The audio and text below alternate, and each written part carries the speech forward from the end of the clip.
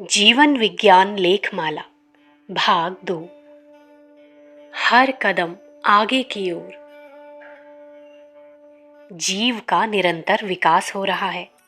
उसका अज्ञान हर घड़ी घट रहा है और ज्ञान की किरणें निरंतर अधिक उज्जवल होती जा रही हैं।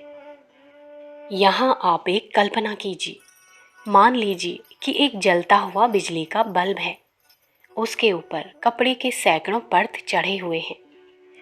सबसे ऊपर वाले परत को देखने पर भीतरी बल्ब का प्रकाश नहीं के बराबर दृष्टिगोचर होगा, किंतु ये परत जैसे जैसे खुलते जाते हैं वैसे वैसे प्रकाश अधिक स्पष्ट होता जाता है। 2-4 परतों का कपड़ा हटा देने पर भीतर की रोशनी हल्की हल्की किरणों से बाहर आने लगती है। जब सारे परत हट जाते हैं तो बल्ब अपने उज्जवल स्वरूप में निकल आता है। जीव का आरंभिक जीवन अनेक परतों से लिपटी हुई प्रारंभिक दशा में होता है। अंत में अपनी परतों को खोलता खोलता ज्योति स्वरूप हो जाता है। प्याज अनेक परतों से लिपटा होता है। एक के बाद एक परत उतारते जाइए तो प्याज का भीतरी भाग निकल आता है। यही जीवन क्रम है। योनियों की सीढ़ियों पर अज्ञान का एक एक परत उतरता जाता है और ज्ञान का प्रकाश बढ़ता आता है। आप यूं समझिए कि जीवन एक पतंग की डोरी है। जीव रूपी पतंग आकाश में ऊंची चढ़ती जा रही है और लिपटी हुई जीवन की सुषुप्त डोरी खुलकर आकाश में उड़ती जा रही है। इसका एक सिरा परमात्मा रूपी बालक के हाथ में है। वो चरखी से लिपटी हुई डोरी को निरंतर खोलता जा रहा है और एक दिन सारी डोरी को खोलकर पतंग को मुक्ति प्रदान करता है। एक बात और ध्यान रखनी चाहिए कि विकास क्रम में शारीरिक बल की अपेक्षा मानसिक चेतना प्रधान है। भैंसे की अपेक्षा बंदर को ऊंचे दर्जे का विद्यार्थी समझा जाएगा। भले ही शारीरिक बल में भैंसा अधिक हो, पर बुद्धि में बंदर ही प्रधान है।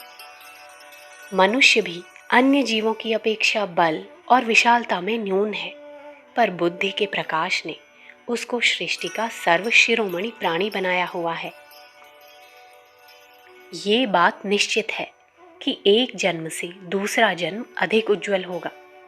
कोई भी प्राणी उल्टी योनि के लिए नहीं चलता।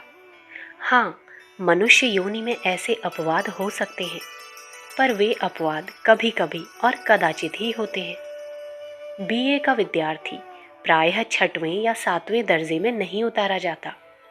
ये हो सकता है कि कोई आलसी, प्रमादी या उद्दंड लड़का कई वर्ष तक एक ही कक्षा में पढ़ा रहे और अपनी शैतानियों के लिए पिटता रहे, पर जो पुस्तक उसे अनिवार्यतः नित्य पढ़नी पड़ती है उसे भूल जाना कठिन है।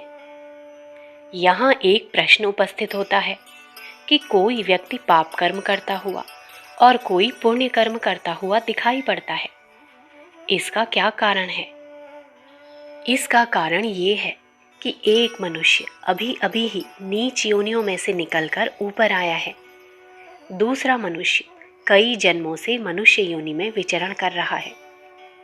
जो व्यक्ति भेड़िया, व्याघ्र, सर्प, सियार, बिच्छू आदि की कक्षाओं से अभी अभी निकला है, वो मनुष्य योनि में प्रवेश पाकर भी अपने उन पुराने संस्कारों में जाता देखा जाता है।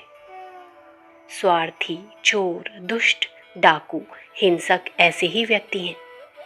वे अपने पुराने संस्कारों को क्रमशः छोड़ते हुए आगे चलेंगे। भारतीय धर्मशास्त्र इसीलिए किसी से भी घृणा करने की आज्ञा नहीं देता। 10वीं कक्षा के छात्र को ये उचित नहीं कि वो तीसरे दर्जे के विद्यार्थी के अल्प ज्ञान के लिए उससे घृणा करे। एक दिन वो स्वयं भी तीसरे दर्जे में रहा होगा। आज वो 10वें दर्जे में है, तो भी एमए के छात्र की दृष्टि में वो उतना ही छोटा होगा जैसा कि वो स्वयं आज तीसरे दर्जे वाले को छोटा समझ रहा है। घृणा ना करने का अर्थ ये नहीं है कि सेवा और सुधार से भी मुख मोड़ लिया जाए। बालक उत्पन्न होता है, उसमें व्यावहारिक ज्ञान की कमी होती है। कपड़े में टट्टी पेशाब कर देने जैसे अप्रिय कार्य वो करता है, तो भी माता पिता उससे घृणा नहीं करते, वरन उसको शुद्ध करने और ज्ञान बढ़ाने की सेवा सहायता करते हैं।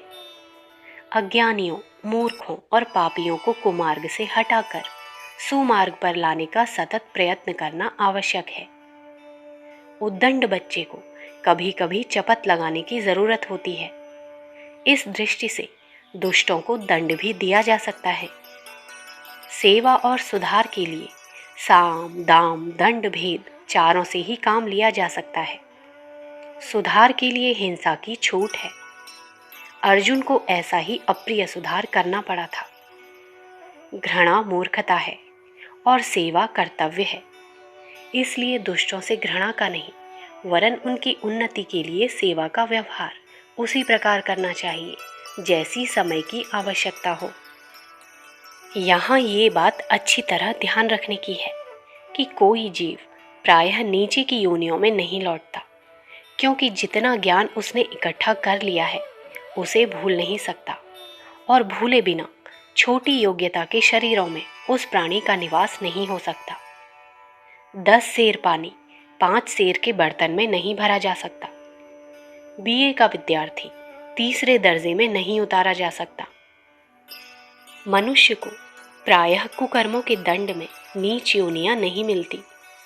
अगला जन्म मनुष्य का ही होता है, और विकास क्रम के अनुसार परिवार एवं वातावरण भी ऊंचा ही मिलता है, जिससे विकास का क्रम ना रुके। परंतु पापों के दंड स्वरूप शारीरिक कष्ट मिलते हैं।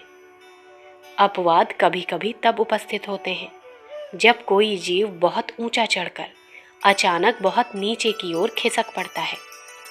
ऐसे प्राणियों के हथियार कुछ समय के लिए जब्त कर लिए जाते हैं और उन्हें जड़ योनियों में कैद कर दिया जाता है। ये कैद इसलिए होती है कि वो उन मानव जीवन की अनुपयोगी आदतों को भूल जाए। ये दंड एक प्रकार का लंबा बचपन है, जिसमें पढ़ने की अपेक्षा भूलने की शिक्षा दी जाती है। अहिल्या के शिला हो जाने और पर्यक यक्ष के वृक्ष हो जाने की कथा इसी सत्य पर प्रकाश डालती है, लेकिन ऐसा बहुत ही कम होता है। जेल खाने में कैदी पहुंचते तो हैं, पर साधारण जनता की अपेक्षा उनकी संख्या बहुत ही कम होती है। इसी प्रकार मानव विकास का साधारण क्रम ऊपर को उठता हुआ ही जा रहा है। कैद से छूटने के बाद मनुष्य फिर अपने पुराने अधिकारों को प्राप्त कर लेता है, अपनी पिछली कमाई हुई संपत्ति का अधिकारी हो जाता है। अहिल्या का शिला जीवन समाप्त होते ही वो ऋषि पत्नी बन गई।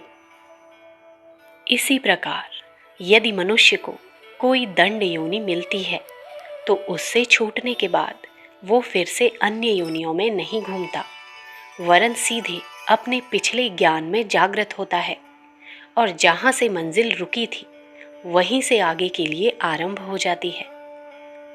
पिछला ज्ञान उसको ज्यों का त्यों मिल जाता है। अखंड ज्योति, दिसंबर सन 1942, पृष्ठ संख्या 17-18। हमारे YouTube चैनल विचार क्रांति दूत अखंड ज्योति पत्रिका को सब्सक्राइब करें एवं अगली वीडियोस प्राप्त करने के लिए बेल आइकन दबाएं। धन्यवाद।